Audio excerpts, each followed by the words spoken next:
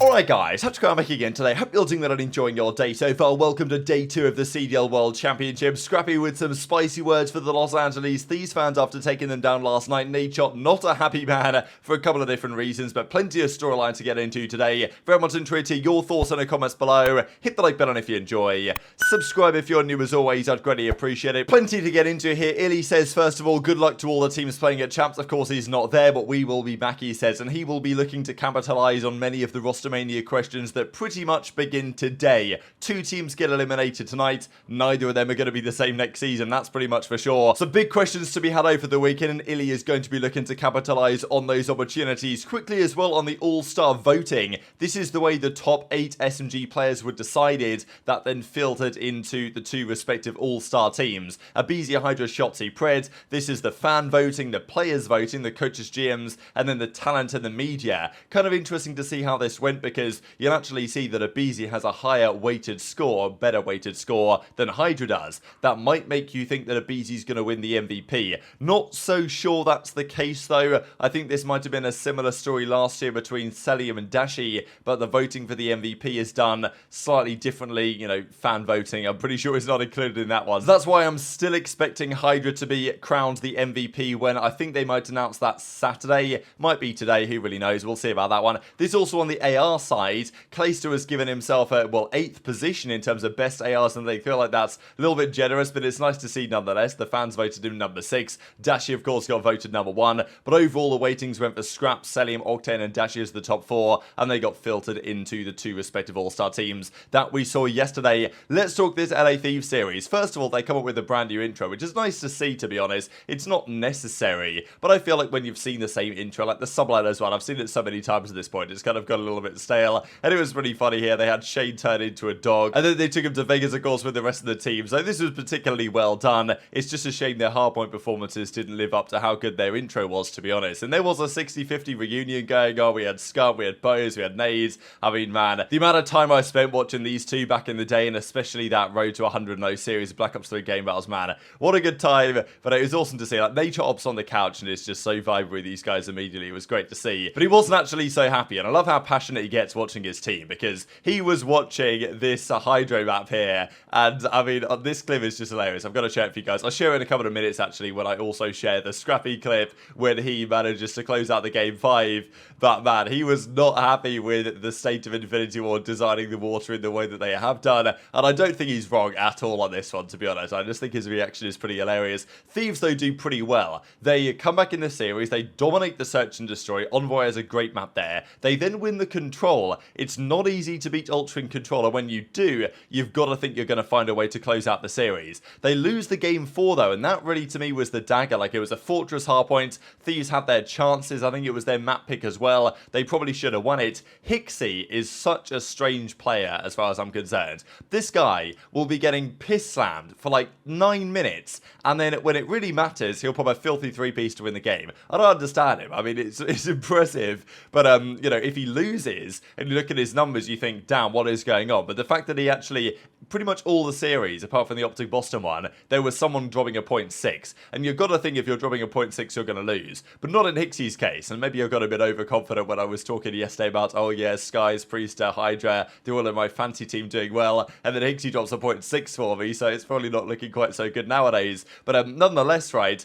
still, they got over the line. It's kind of incredible what Hixie does. They take it to game 5, and honestly, Thieves kind of collapse a little bit here, to be honest. Like, Thieves' game 5 has been okay, I guess, this season. Ultras actually hasn't been as good as it was, let's say, back in a game like Cold War, but still, Kenny versus Insight, Kenny goes down, and Kenny's such a strange player again, right, because we know what he's capable of, but it's just so rare that he delivers it against a team that isn't called OpTic Texas, and it's possible that there's a rematch going on there tomorrow, as we'll dive into in the bracket here in a second. But anyway, Scrappy, the reaction was just fantastic here, right? Looking at the Thieves fans, I can't believe that he's just too funny, this guy. So anyway, these are the words that he said, and also Nadeshot's perspective on it. Fight over towards Please look at the water. Toronto's going to be about 10 away by the time we get here. CleanX. Why the f do we have water like this in Call of Duty? You idiots!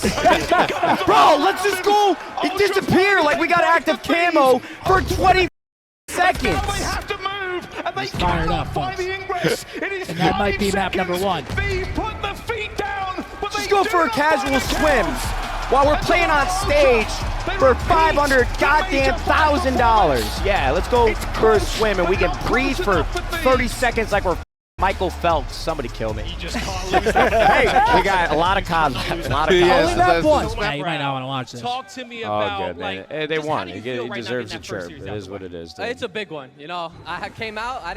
I knew we were expecting the Thieves fans to be a boon, but you know they're a bunch of shitters that just sit here and watch me play. So it is what it is. And, yeah, Hey, at least come up with something It was a original. good series right there, going all the way down to the wire. But fair now, play. One of the Fair turning play. points Sure, here for you me, won, you it won, you seemed like it deserve was to do it. maps 4 and maps 5. All right. You and Hicksy was I mean, turning it's it 6 up Toronto right there. Ultra Talk to me fans. about the keys to success. Okay, Those man. maps you guys Reel that in. Oh yeah, couldn't believe they had second map, 3 third map, hoodies. Reel it in. Shoot me in my back. I Not won't. really More. gunfights. Fourth map, you have to beat me in a gunfight. Fifth map. Call of Duty It needs was a personalities like this, masterclass, though. I okay, do coming out respect with it. I that really dub. do. Now, I'm gonna As let much you as I get don't going like here being so you on the get other ready end for of day it. number 2, but any words out there to Kid the wins, he Toronto backs Ultra it fans up. who supported Gotta you guys respect it. last event and supported you here now at Champs? Yeah, shout out all the fans here, my family, my girl, everyone's here. Close us out. All right. Friends and family don't Rookies count. ready for the Ladies ring. and gentlemen. So Scrappy really is living up to what you'd expect of this guy, right? And obviously he's not just slaying well, but he's bringing up the rest of his team. He's obviously ready to try and get that ring this year. And I think that outside of the main contenders, they are one of the key challengers, obviously.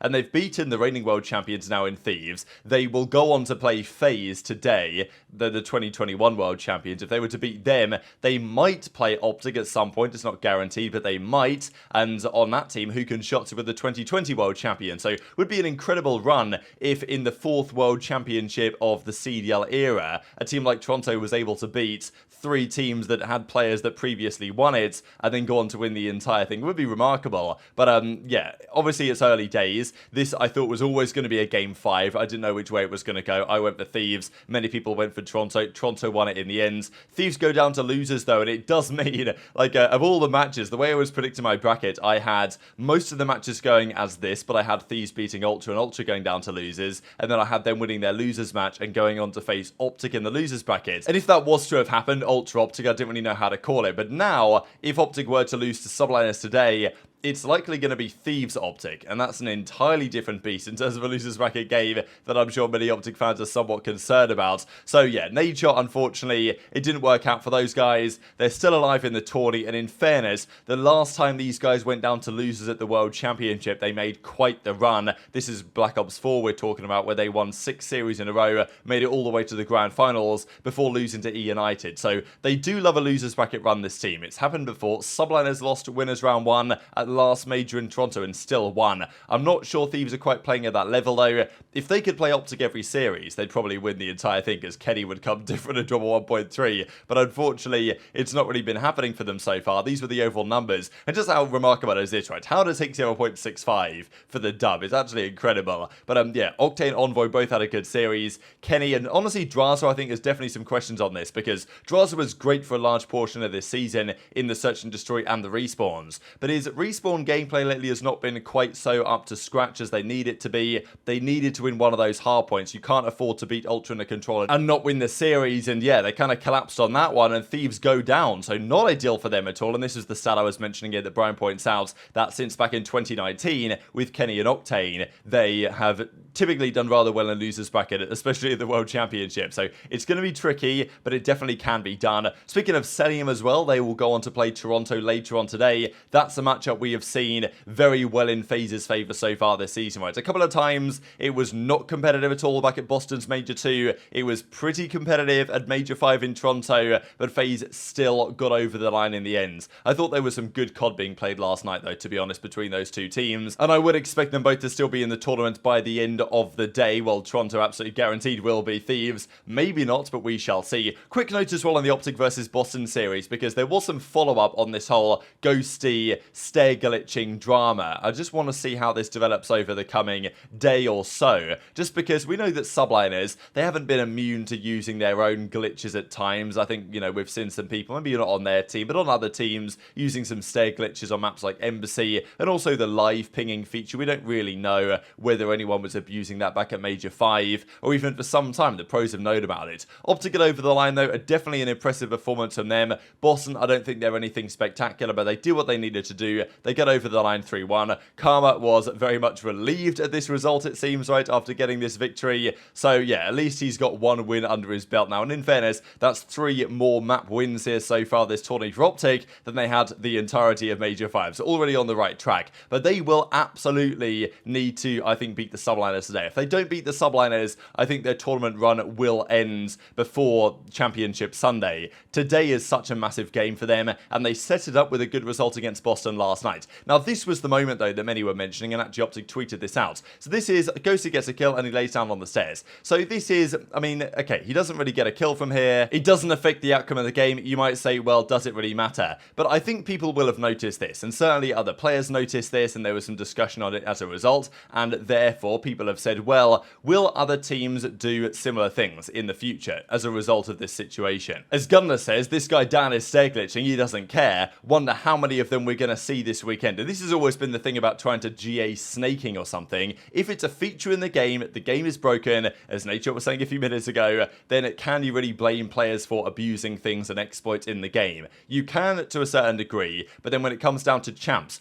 all the money on the line, are they going to snake a head glitch even if it's GA'd? They probably still are. Now, the Ghosty's done this though in this series, and it's pretty blatant. We got to see it on stream, and everyone knows about it, and we're discussing it. Are other teams going to start trying to pull this out against OpTic? And this is what I wonder, right? Coming tonight, let's say even they beat New York and they play FaZe. Do you think that FaZe are going to start, you know what, Dan was stair glitching earlier in the weekend, I'm going to do the same thing again straight back to him, right? We saw Clay do it against Thieves a while ago to kind of controversial fashion when they made that crazy comeback. But yeah, it's going to be interesting to see whether having many players seen what Ghosty's done, whether they're going to think, you know what, let me do a similar thing when we play OpTic, and effectively everything goes out the window. So we'll see how that one goes. Huke, as always, straight back after having a pretty good end to the series last night, into the free-for-all, which is just remarkable, to be honest. And just before we get to the bracket, these are the players with the most ever top 3 placings at champs. Scump must still be frustrated about this, right? Because he won in 2017, but he had 5 top 3 placings, I think at Black Ops 2, Ghost, and then even in like some of the recent games as well. Karma got to top 3 4 times, but of course he won 3 of those, all the way down to winning the entire thing. There was also a cool update last night from Pamaj,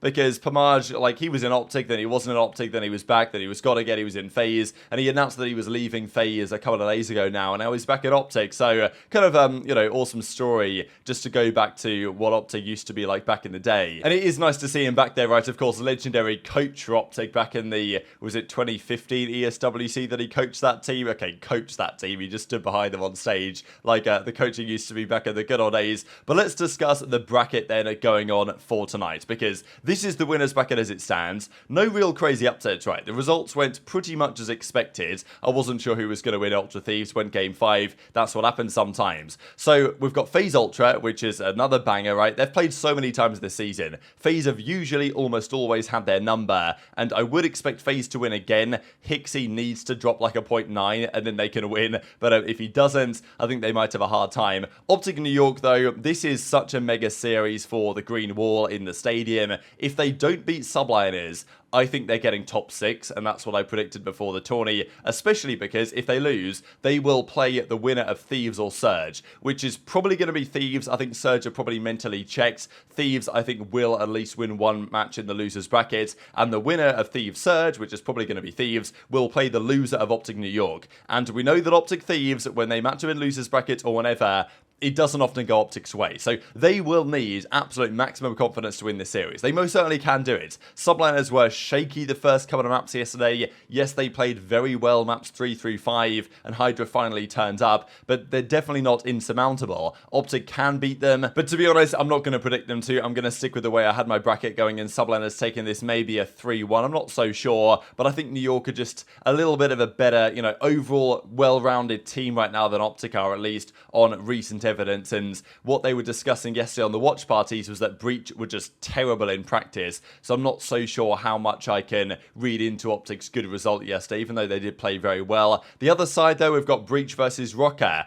This is one of these teams has to get top 6, but it is what it is. You've got to think Rokkr get through this, right? They played well against New York. Boston are just, they're a team of individuals, right? It's very clear. And also the other stat that I didn't mention yesterday, this is what I was trying to mention, but I kind of forgot about it, when I was saying that Awakening was 29 in 17 17 with 2 sets of streaks and they were down by a load of points. He actually had 8 seconds in the hard point in that map 4, so not to bag on him too much, but I just think it sums up the problem with Boston to a certain degree. So I do think Rokkr are a better team. I think they'll win this series, and that's the way the schedule goes. So it starts off with the 2 losers games. By the end of today, 2 of these top 4 teams will be gone from the tournament. You're thinking probably Surge and Boston, but who knows? Big Rostermania discussions will already be had there at the poker table, I'm sure, that night. And then we've got FaZe Ultra and then OpTic New York to close out the day. So very much intrigued to your thoughts in the comments. Hit the like button if you enjoyed. Subscribe if you're new. Take care, and I'll see you next time.